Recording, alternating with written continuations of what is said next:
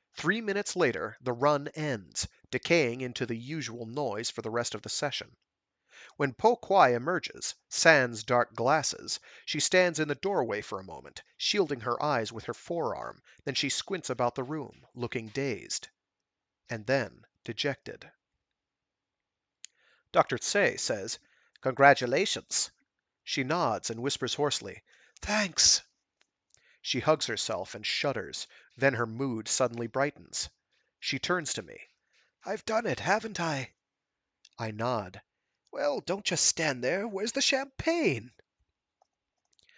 The ad hoc celebration only lasts about an hour. 4 people, and one zombie onlooker, don't make much of a party. I know there are 12 other scientists and 9 other volunteers working on the project. They're listed in meta-dossier, but apparently Dr. Leung isn't eager to share the news of her success with these rival teams. The scientists talk shop, discussing plans to pump their subject's head full of positron-emitting tracers to confirm certain aspects of the effect. But nothing they say gives me any clues as to how the effect arises. Po Kwai sits by, looking tired but happy, occasionally joining in the conversation and out-jargoning them all. In the elevator, she says, "Well, at least now..." Bleh. Saying up a lot has hurt my lips.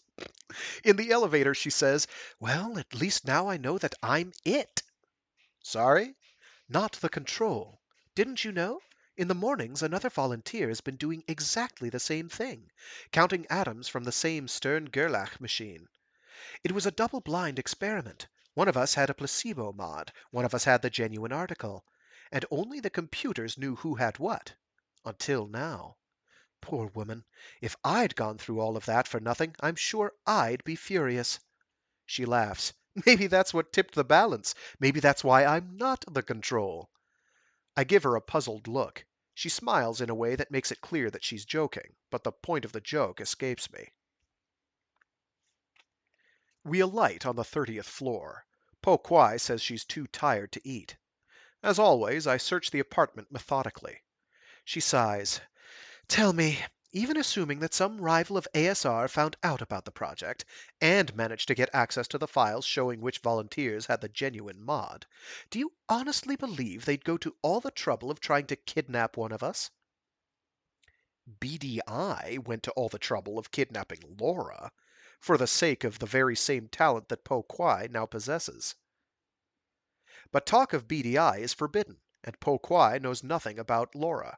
From comments she's made, it's clear that she assumes, or was told, that the mod was designed on a computer from scratch. I shrug. I'm sure they'd much rather get their hands on the mod specifications, but exactly! That would take 1,000 times less work than grabbing someone and scanning them. But you can be sure that the specifications aren't exactly unprotected, so it would be crazy to make the alternative more tempting. I don't think you should be worried, but I don't think that any of the security here is wasted. It's hard to say how far a competitor might go. I have no idea what the commercial value of this thing might be in the long term, but just imagine how much you could make in a casino in just one night. She laughs. Do you know how many atoms are in a pair of dice? You're asking me to scale up today's result by roughly 23 orders of magnitude. What about electronic devices? Poker machines? She shakes her head, amused. Not in a million years. What about picking locks? Maybe that's out of the question. Maybe it took Laura 30 years to learn how to perform feats like that. This prototype mod is unlikely to include anything but the primary skill, leaving out all of Laura's experience in applying it. But Po Kwai still deserves to know the truth about the talent she's received. And surely the more she knows, the more she's likely to achieve. How can it be in the Ensemble's best interests to keep her in the dark about the mod's origins and potential? Maybe I have no right to question that decision, but I can't pretend that it makes sense to me. She slumps down on the couch and stretches, then glares at me reproachfully. We've just made the scientific breakthrough of the century, and you're talking about poker machines? I'm sorry. Gambling is the first thing that came to mind. I can't say I've given much thought to the nobler applications of telekinesis. She winces. Telekinesis?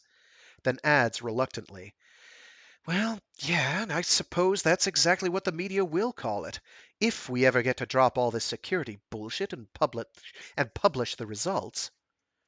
So, what should they call it? Oh, neural linear decomposition of the state vector, followed by phase shifting and preferential reinforcement of selected eigenstates. She laughs. You're right. We'd better start thinking of something catchier, or the whole thing will end up being grossly misreported. Her description is meaningless to me, but eigenstates? There's something in quantum mechanics, aren't they? She nods. That's right. For a second, I think she's about to elaborate, but she doesn't. She just yawns. I'm certain, though, that she'd happily explain everything, or as much as she knows. All I'd have to do is ask. How does this mod actually work? What's the mechanism? What's the trick? What's the secret at the heart of the ensemble? Just what is it that I'm living for? She says, Nick, I'm pretty tired. Of course. Good night, then. I'll see you tomorrow. Good night.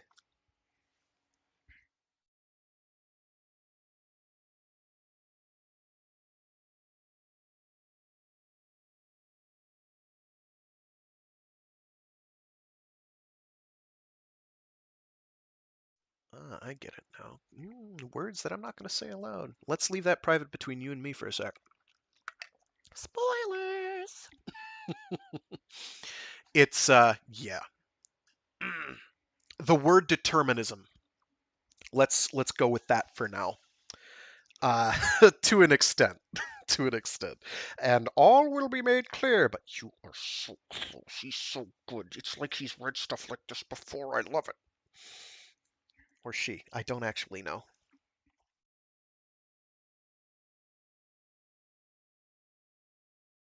I don't delve or dwell. I sit in the anteroom, dutifully staring at the door in front of me, and catch myself at 0352 listening to the interminable chirping of synthetic insects, mildly but undeniably irritated by the sound. I try to sink back onto stakeout mode. Instead, I find myself growing bored, and then uneasy. I run P3's diagnostics for the 20th time in a week. No faults detected. What's happening to me? It's not a disease. It can't be. All my mods claim they're intact, and even if their self-checking systems had themselves become corrupted, random damage to the neurons involved is hardly likely to have caused exactly the right changes to generate false reports of good health. What if the damage isn't random? What if an enemy of ASR is infecting the security staff with nanomachines? But if that's so, then their tactics are absurd. Why would they slowly degrade our mods, giving us days in which to ponder the symptoms? I would make it it would make infinitely more sense to build latent bleh. It would make infinitely more sense to build latent puppet mods, which could wait in silence, subjectively undetectable, until they were all activated at some predetermined moment. What then? Karen appears in front of me. I try to banish her, without success. She just stands there, silent, frowning slightly, apparently as much at a loss to explain her presence as I am. I plead with her. I'm primed. You know how much you hate to see me primed. This argument doesn't move her. And no wonder. Clearly, I'm not primed, whatever P3 might think. What use is a bodyguard whose optimization mods no longer function? Who suffers uncontrollable hallucinations? I close my eyes, calm myself. It's simple. Tomorrow I'll go to ASR's occupational health unit, explain the symptoms, and let the experts sort it out. Whatever's wrong with me, they'll know how to fix it. The prospect of having my skull inventoried by strangers is humiliating, but that's just too bad. I'll have to explain about Karen and the loyalty mod. I'll fudge that somehow. They don't have to know all the details. What matters in the end is serving the ensemble, and I can't do that if I'm falling apart. I open my eyes. Karen hasn't moved. I say, well, if you're going to hang around, what do you want to do? Stand guard with me? No. What then? She reaches down and touches my cheek. I take hold of her other hand, more starkly aware than usual of the Maud contriving to restrain me from putting my fingers through her non-existent flesh. I slide my thumb across the back of her hand, pausing on the familiar shape of each knuckle. I do miss you, you know that. She doesn't reply. There has to be a way to get her back. Maybe I can learn to keep her from blaspheming against the ensemble, learn to control her more tightly, without entirely destroying the illusion of her autonomy. Or maybe I can have her modified, constrained, give her a loyalty mod of her own. Why didn't I think of that before? Mods can be adapted. Anything is possible. I look up and meet her eyes. The calm, untroubled love that she engenders seems to waver slightly, like an image reflected in a mirror-smooth lake, subtly distorted by some hidden current in the depths. A chill of anticipation hits me. I feel no forbidden emotion, no grief, no guilt, no anger.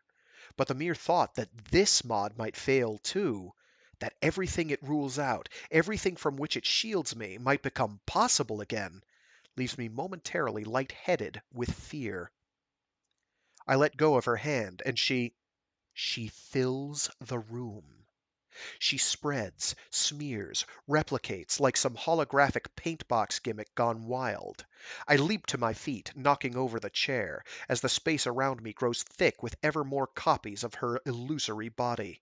I shield my face, but I can still feel her brushing against me on all sides. A droning rises up from all directions, garbled and incoherent, but unmistakably her voice. I cry out, and she vanishes completely. In the abrupt silence, memory echoes the last moments of sound, and I realize that my own cry almost masked another voice. Po Kwai. I enter the apartment, weapon drawn. Advertising signs in the mock window's cityscape, holograms of holograms, light the way. P2 claims it can't localize the shout, that the data is ambiguous, but I suffer the bizarre conviction that I know it came from the bedroom. Obvious first call, anyway. The door is ajar. I kick it wide open. Po Kwai, standing in a far corner of the room, spins around, startled. I freeze for a moment, trying to read her face, hoping for a signal, a flick of the eyes giving away the intruder's location, but she merely looks alarmed and baffled by my presence. I step into the room. You're alone? She nods, and then manages a nervous, angry laugh. What are you doing? Trying to frighten me to death? Didn't you call out? She scowls and seems about to deny this, vehemently. But then she catches herself and looks about the room as if suddenly unable to account for her surroundings. I think I must have had a nightmare. Maybe I yelled in my sleep. I don't know. She puts a hand to her mouth. I'm sorry. You must have thought. It's all right. I holster the gun. It's clearly making her uneasy. Nick, I'm sorry. Don't be. There's no harm done. I'm sorry that I startled you. With the pressure off, I have time to observe. I'm primed again. P3 is functioning normally. Which is good news, but as inexplicable as everything else. She shakes her head, still apologetic. I don't even remember getting out of bed. Do you sleepwalk? Never. Maybe I had such a shock in the dream that I leaped out of bed, shouting, but only really woke once I was on my feet. I honestly can't remember. I glance at the bed. It doesn't look much like she leaped out of it. I don't argue, though. If she sleepwalks, that's worth knowing, but there's nothing to be gained by embarrassing her if she doesn't want to admit it. Yeah, well, sorry about the intrusion. I'd better let you get some sleep. She nods. Back in the anteroom, I can hear her moving restlessly about the apartment. I sit and wait for P3 to fail, for Karen to appear and go berserk again, but nothing happens. Hoping that the glitch has miraculously vanished is just wishful thinking. The truth is, for all I know, it might recur at any time, and I'd rather confront the doctors as a babbling wreck And I'd rather confront the doctors as a battering wreck, smothered by the ghosts of my dead wife, than have them probe me superficially and offer the same bland reassurances as the mods themselves. No faults detected. 10 minutes later, Po Kwai emerges. Would you mind if I sat out here for a while? Of course not. It's too late to get back to sleep. It's too early to eat breakfast. I don't know what to do with myself. She brings out a second chair and sits, bent forward, still visibly agitated. I say, maybe I should get you a doctor. Don't be silly. Tranquilizers. No! I'm fine. I'm just not used to armed guards bursting into my room waving guns, that's all. I start to apologize, but she silences me. I'm not complaining. I'm glad you're doing your job. It's just that I'm, finally, coming to terms with the fact that your job is necessary. They were perfectly frank at the interview. They explained precisely what the security arrangements would be. It's entirely my fault if I shrugged it off as paranoia. But what's changed your mind? Me overreacting? I'm sorry. I should have handled things more calmly. But you have no reason to feel besieged. The chances are that nobody outside of ASR even knows that the project exists. Yeah, it's just now that I know I'm not the control, and now that the thing is actually working, and if I think about how much R&D investment I now embody, she shakes her head. I got into this for the physics. I thought I'd be more of a collaborator, not just a guinea pig. Lung treats me like an idiot. Say is an idiot. Louis treats me like some kind of fragile I don't know what my mouth is doing, but it's not my brain is saying to do. Blech. Ugh. She shakes her head. Sorry, one more once. Oh, it's okay, Warren. You're fine. Do do do do do do do. I just got. She shakes her head. I got into this for the physics. I thought I'd be more of a collaborator, not just a guinea pig. Lung treats me like an idiot. Say is an idiot. Louis treats me like some kind of fragile minor deity. I don't know what his problem is. And nothing's going to be published for years. This ought to be on the front screen of Nature tomorrow. Role of the observer in QM confirmed and modified. Role of the observer in quantum mechanics. She looks at me as if I had said something blatantly disingenuous, and then it dawns on her. They haven't even told you, have they? She makes a noise of disgust and disbelief. Oh, yeah, Nick's just a bodyguard, just a minor flunky. Why should anyone bother to let him know what he's risking his life for? I shake my head. I'm not risking my life, and if I don't need to know, maybe it's better. Oh, crap! I mean it. P3 keeps me calm, but I can observe, dispassionately, a kind of spiritual vertigo building up inside me. I don't want to hear the ensemble's secrets. I don't want to hear the final worldly explanation. I don't want to pierce the veil. Primed, though, it's a remote and insubstantial panic. It doesn't belong to me. Primed, I'm content with a literal-minded obedience. Primed, I'm content with a literal-minded obedience. There we go. Much better, Frag. And I've had no instructions to maintain my reverential ignorance. The quasi-mystical trappings with which I've embellished the ensemble don't come from the loyalty mod itself, and the zombie Boy Scout has no need for them. In any case, I have no choice. Po Kwai says firmly, just listen. The technicalities are messy, but the essentials are simple. Have you heard of the quantum measurement problem? No. What about Schrodinger's cat? Of course. Well, Schrodinger's cat is an illustration of the quantum measurement problem. Quantum mechanics describes microscopic systems, subatomic particles, atoms, molecules, with a mathematical formalism called the wave function. From the wave function, you can predict the probabilities of getting various results when you make measurements on the system. So if you haven't guessed, we're about to have some super heavy jargon dropped on our heads, and that's okay. We can't be scared of jargon. We have to try and understand it. And Greg Egan is actually pretty good at explaining things most of the time. So I'm going to read this a little slower than I've been going. I'm going to take another sip of water here because we're going to need, this is a multi-sip of water diatribe here. This is expository, and it's kind of important. For example, suppose you have a silver atom, prepared in a certain way, passing through a magnetic field and then striking a fluorescent screen. Quantum mechanics predicts that half of the time you'll see a flash on the screen as if the atom veered upward in the magnetic field, and half the time you'll see a flash as if it veered downwards. That can be explained by the atom having a spin, which makes it interact with the field. It gets pushed either up or down, depending on the way its spin is, page flipping, pointing, relative to the field. So, by observing the flashes on the screen, you're measuring the atom's spin. Or suppose you have a radioactive atom with a half-life of 1 hour. Point a particle detector at it, which is wired up to a device which breaks apart, which skibbly-doo-bop. Or suppose you have a radioactive atom with a half-life of 1 hour. Point a particle detector at it, which is wired up to a device which breaks a bottle of poison gas and kills a cat if the atom decays. Enclose the whole setup in an opaque box. Wait an hour and then look inside.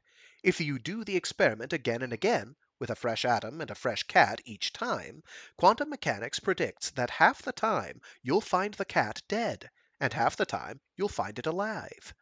But seeing which it is, you'll have measured whether or not the atom has decayed.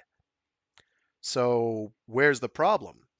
The problem is, before you make a measurement in either of those cases, the wave function doesn't tell you what the outcome is going to be. It just tells you that there's a 50-50 chance either way. But once you've made the measurement, a second measurement on the same system will always give the same result. If the cat was dead the first time you looked, it will still be dead if you look again. In terms of the wave function, the act of making the measurement has, somehow, changed it from a sum of two waves, representing the two possibilities, to just one of those waves, called an eigenstate, representing a single alternative. That's what's called the collapse of the wave function. But why should a measurement... Whoops, no, that's her. Yes. Yes, that's a monoquote, so that is her still. But why should a measurement be special? Why should it collapse the wave function? Why should some measuring device, itself made up of individual atoms, all of which are presumably obeying the very same quantum mechanical laws as the system being measured, cause a sum of possibilities to collapse into one? If you treat the measuring device as just another part of the system, Schrödinger's equation predicts that the device itself should end up in a sum of states, and so should anything that interacts with it. The bottle of poison gas should end up described by a wave function which is a sum of broken state and unbroken state, and the cat should end up as a sum of the dead state and a living state. As and the cat should end up as a sum of a dead state and a living state. So do we always see the cat in one pure state, dead or alive? Maybe the whole theory is simply wrong. No, it's not as easy as that. Quantum mechanics is the most successful scientific theory ever, if you take for granted the collapse of the wave function. If the entire theory was wrong, there'd be no such thing as microelectronics, lasers, optronics, nanomachines, 90% of the chemicals and pharmaceuticals industry.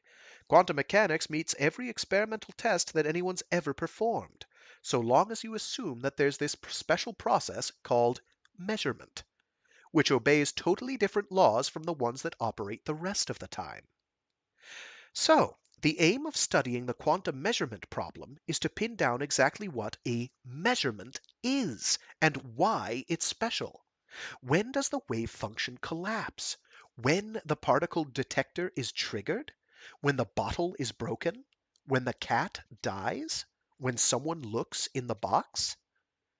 One view is to shrug and say, quantum mechanics correctly predicts the probabilities of the final visible results. And what more can you ask for? Atoms are only revealed through their effects on scientific instruments, so if quantum mechanics lets you calculate, precisely, what percentage of the time you'll get various instrument readings, or positions of flashes of light, or cat mortalities, you have a complete theory. Other people have tried to show that the wave function ought to collapse when the system reaches a critical size, or a critical energy, or a critical degree of complexity, and that any useful measuring device would be well over the threshold. People have invoked thermodynamic effects, quantum gravity, hypothetical nonlinearities in the equations, all kinds of things, none of which has ever quite explained the facts. Then there's the many worlds theory, alternative histories, parallel universes. Exactly. In the many worlds theory, the wave function doesn't collapse. The entire universe splits into different versions, one for every possible measurement.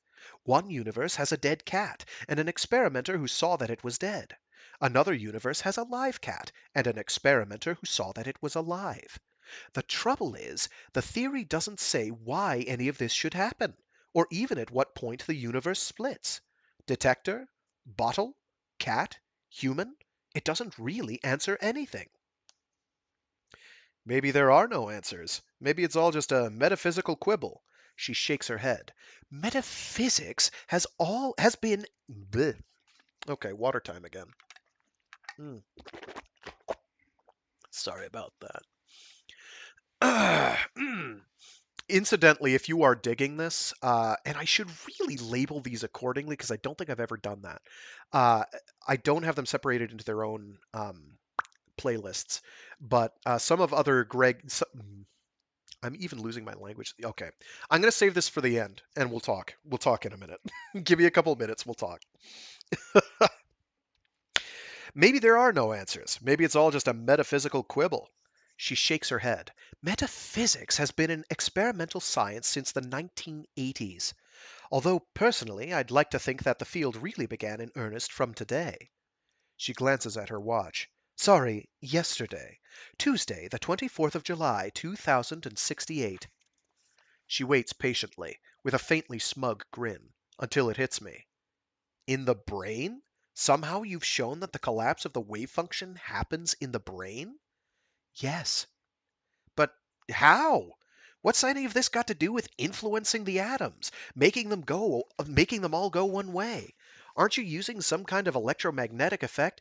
No, no biological field could be strong enough to. That's what I thought. But how then? The mod does two things. The first one the first one is it stops me collapsing the wave function. It disables the parts of the brain that normally do so. But if that was all it did, the atoms would still be random, 50-50. It's just that it would be you, Lung, Tse, and Louis who'd be collapsing the system, instead of me. But the mod also allows me to manipulate the eigenstates, now that I no longer clumsily randomly destroy all but one of them. It lets me change their relative strengths, and hence change the probabilities of the experiment's possible outcomes. In theory, I suppose I could then collapse the wave function myself, but it'd make the experiment less elegant to have the same person do both.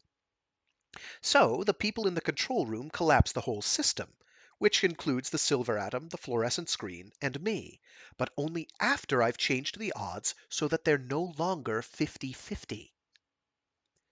So everyone in the control room is part of the experiment? That's why the histograms don't change until after you've spoken the atom's direction? Because if we knew the results before you'd had a chance to influence the probabilities, we'd collapse the atoms randomly? That's right. I think it over for a moment. You say we collapse the whole system. So you exist as a sum until we hear sum SUM as in Mary, until we hear your voice? Yes. And what does that feel like? She laughs. That's the most frustrating thing of all. I don't know. I literally don't remember. Once I'm collapsed, I end up with only one set of memories. I only recall seeing one flash of light on the screen. I don't even remember what it's like to operate the eigenstate part of the mod. Didn't you ever wonder why it was taking me so long to make the thing work? And I don't know if I ever see two flashes. See is in quotes, ever is italicized. If I ever see two flashes, even for a moment. I suspect that my two states evolve too independently for that. What happens may be a bit like the many worlds model on a very small scale. Effectively, there may be two almost separate versions of me, but if only for the fraction of a second before I'm collapsed. But whatever goes on in the rest of my brain, the two states of the mod definitely do interact. Their wave functions interfere, strengthening one eigenstate and weakening the other. If not, the whole experiment would come to nothing. It would be just a metaphysical quibble. I hesitate, bemused, and try to backtrack through the discussion to the point where it derailed from reality. Finally, I say, "Are you serious about any of this? You're not just stringing me along for a joke? Paying me back for crashing into your room? Because if that's it, you've won. I concede defeat. You've got me to the point where I can't tell which parts are genuine and which parts you're making up." She looks hurt. "I wouldn't do that. Everything I've told you is the truth." It's just, this is all beginning to sound like the kind of gibberish the quantum mystics spout. She shakes her head vehemently. "No, no. They claim there's some non-physical element to consciousness, something independent of the brain, some ill-defined spiritual entity which collapses the wave function. Yesterday's experiment proved them absolutely wrong. The parts of the brain which the mod disables don't do anything mystical. They performed a sophisticated, but perfectly comprehensible, perfectly physical action." I know it all sounds bizarre, but the whole point is that, in fact, it's utterly commonplace. Everyone spends their whole life collapsing the systems they interact with. That's a very old idea. Many of the pioneers of quantum mechanics believed that the observer had a crucial role to play, that a measuring device alone wasn't enough to collapse the wave function. But it's taken more than a century to pin down exactly where in the observer it happens. I still don't know whether or not to believe a word of this, but she seems convinced, so at the very least it's worth understanding precisely what she believes. I put aside my skepticism and struggle to catch up. Okay, so a measuring device isn't enough. You have to have an observer. But what constitutes an observer? People, yes, but what about computers? What about cats? Ah, existing computers? Definitely not. Collapsing the wave function is a specific physical process, not an automatic byproduct of a certain degree of intelligence or self-awareness or whatever. And computers simply haven't been designed to do it. Although no doubt some will be in the future. As for cats, my guess would be that they do it, but I'm not exactly an expert on comparative neurophysiology, so don't take my word for it. It may be years before anyone gets around to finding out exactly which species do and don't. Then there's the whole question of the evolution of the trait. Then there's the whole question of the evolution of the trait, and just what evolution meant in an uncollapsed universe. People are going to spend decades unraveling all the implications. Oh boy, here we go. There's going to be some bombs dropped in a bit. I nod dumbly and hope that she'll shut up for a moment while I try to unravel a few implications myself. A few implications myself. If all of this is true, what does it tell me about Laura? Could manipulating eigenstates let her pick locks and elude security cameras? Maybe. But how could a chance mutation or a random congenital abnormality grant her such elaborate skills? The mere loss of the ability to collapse the wave function, yes, random damage can easily produce deficits. But what are the odds of brain damage resulting in the kind of sophisticated powers that Po Kwai claims the mod provides? And yet, Laura must have those powers. How else could she have escaped from the Hilgaman? And how else could the mod itself provide them? I can't believe that BDI designed the whole thing from scratch. in 6 months, simply by studying the normal human trait that Laura was missing. So, which is more preposterous? BDI inventing the neural manipulation of eigenstates in less time than most companies take to develop a new games mod, or a random event handing Laura and BDI the finished product on a silver platter? Po Kwai continues. It's a pretty sobering thought, though. Until one of our ancestors learned this trick, the universe must have been a radically different place from the one we know. Everything happened simultaneously. All possibilities coexisted. The wave function never collapsed. It just kept on growing more and more complex. And I know it sounds ludicrously, grandiosely anthropocentric, or geocentric, to think that life on this one planet could have made such a difference. But with so much richness, so much complexity, perhaps it was inevitable that, somewhere in the universe, a creature would evolve which undermined the whole thing, which annihilated the very diversity which had brought it into being. More water. She laughs uneasily. She seems almost embarrassed, the way some people become when recounting news of a disaster or atrocity. It's not easy to come to terms with, but that's what we are. We're not just the universe knowing itself. We're the universe decimating itself, in the very act of gaining that knowledge. I stare at her, disbelieving. What are you saying? That the first animal on Earth with this trait collapsed the whole universe? She shrugs. Maybe it wasn't on Earth, but there's no reason why it can't have been. Somebody had to be first. And not quite the whole universe. One casual glance at the night sky would hardly have measured everything. It would have thinned out the possibilities considerably, though. Fixed the Earth and the Sun for a start. Condensed them out of the sum of all possible arrangements of matter that might have occupied the solar system. Fixed the brightest stars to within the acuity of this creature's vision, discarding all the alternative possible configurations. Think of the constellations that might have been, the stars and the worlds that vanished forever when this ancestor of ours opened its eyes. I shake my head. You can't be serious. I am. I don't believe you. What evidence is there? From one little experiment with silver atoms, you're claiming that this hypothetical ancestor of humans, and possibly cats, transformed some kind of grand, glorious sum of every possible universe that might have happened since the Big Bang into whatever minuscule fraction of that would give this creature a single view of the night sky. Let's read that sentence again because I mangled it. These are long sentences with a lot of content. Ooh, crunchy parts. Been in one position reading this for far too long. I don't believe you.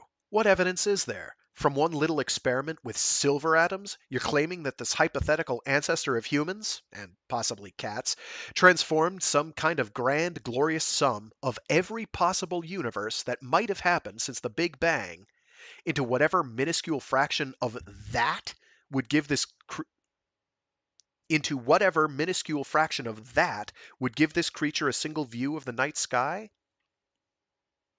That doesn't make sense to me. Into whatever minuscule fraction of that in italics give this creature a single view of the night sky. Obliterating all the rest? Committing a kind of cosmological genocide? Yes, maybe literal genocide. Life, intelligent life, need not collapse the wave function. If there was life before us which didn't collapse the wave, then we would have collapsed it, which might have meant obliterating entire civilizations.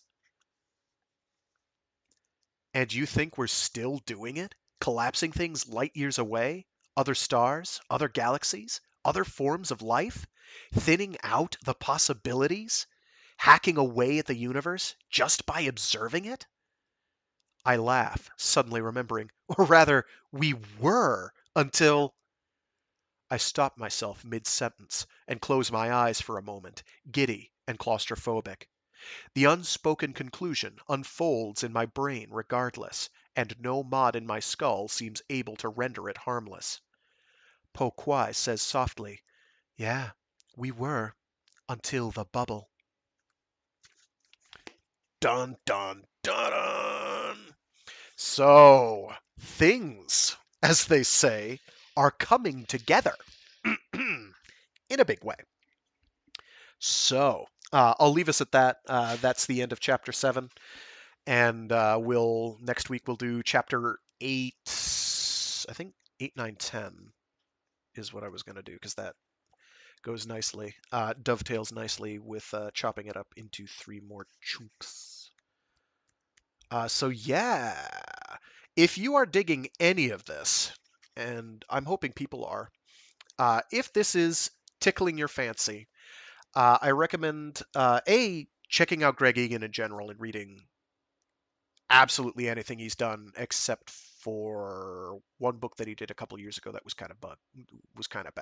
It was boring, boring, boring, boring, boring, boring. Not Dichronauts. Dichronauts is cool. He gets increasingly more difficult the farther along the timeline. The farther along you go, starting with his earliest books, they start out fairly comprehensible. Believe it or not, this is one of those. Believe it or not, this is 1992. Uh, so a lot of his stuff from the 90s, real easy to understand. He hits like the mid to late aughts and things get really, really complicated really quickly. He gets out there with a capital O and a capital T. Um, well, the second T is capital, whatever. Um, and it gets harder. It gets tough. It's still really good in some of the best science fiction. The best, gritty, hard science fiction out there, even when it gets highfalutin and he's great. Uh, Back to my point. If you like this, I have a bunch of his short stories recorded from his various short story collections. I have the entirety of Axiomatic and Luminous, uh, those 2 short story collections uploaded on the YouTube channel. I do not have them separated into separate playlists, so you'll have to go through the Free Read Fridays stuff. And I think I might have done Axiomatic in my Storytime Saturdays. I might have done. I will have to go through and add those to the list. Yes, I was philosophizing about similar topics over time travel and free will. Um, so I don't. Well, okay, no, that's not true. If you want to deal with time travel and Greg Egan, check out the orthogonal trilogy, which are the 3 novels in sequence. Let me get up and look at my bookshelf here. Are scrolling, scrolling, scrolling. The Clockwork Rocket, The Eternal Flame, and The Arrows of Time. They are heavy going. But they are basically a time travel story, kind of. It is Greg Egan's take on a time travel story, sort of, but it is very decidedly non-traditional. And you'll know what I mean relatively quickly, um, even if you just look up summaries. Highly, highly recommend if you do that to yourself, and I do advise it. They're pretty good, but they're tough. Is you go to gregegan.net, Gregegan, gregegan.net, and he's actually got where are you? When I get to the end of this novel, I will absolutely 100% be including links to his website. And this is free, what he does on his website. He's got, is it the Foundation series of introductory? Yes, yes, yes, yes, Foundations. Um, and he's got basically explanations of what he's, um, the, the science invented and otherwise that he's pulling from in order to make these settings work. So, they're pretty good reading, but very hard reading. I am decidedly a layman. I do not have formal training in any of this stuff. He does a reasonable job of explaining it, but it is heavy going. And I can understand why people would be deeply turned off by Greg Egan. It's totally understandable. And not every book he does is a hit. His short story collections, I don't think I've read a single short story collection that wasn't absolutely fantastic. All of his short story collections are worth getting and reading to some extent. They're all great. At some point, probably the end of this month, I'll try to go through my list of recorded videos and get the stuff from Axiomatic and Luminous into their own separate playlists. My fear and concern is that some of the Axiomatic ones may have been lost to time. We'll see. I'll try and get all of them together. Those all will be broken up into their individual stories. I won't, as far as I remember, have split any of those in half, any of the stories in half. So you'll still be getting entire stories, but you won't necessarily have the whole book. In which case, it's a good reason for you to go out and stack a copy. Um, but yeah, that's about it. I do pretty much have to scoot at this point, which dovetailed nicely timing-wise, so it didn't overstay its welcome, hopefully. Um, I could do much shorter chunks so that they're even less outstay their welcome, especially for people listening to these after the fact. But then I'll be spending like an entire year on one book as opposed to like months. Yeah, yeah, I imagine without graduate physics, third round would be very heavy. It is. It is. Some of these are daffy. In fact, let me copy. Oh, but this sort of is this the one that well, don't look at this too hard. Definitely don't look at the one that is for quarantine, but I'll post this in the chat. Um, so you can check that out.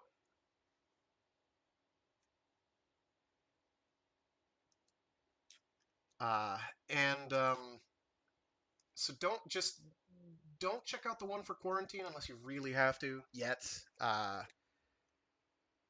Just if you're listening to this after the fact, I know I've got people actually here, but I assume that most people are going to listen to these after the fact as opposed to live. If you're listening to this after the fact, wait till I get to the last installment because I'm going to read aloud the one for quarantine, and hopefully things will make well, they're not going to make more sense because um,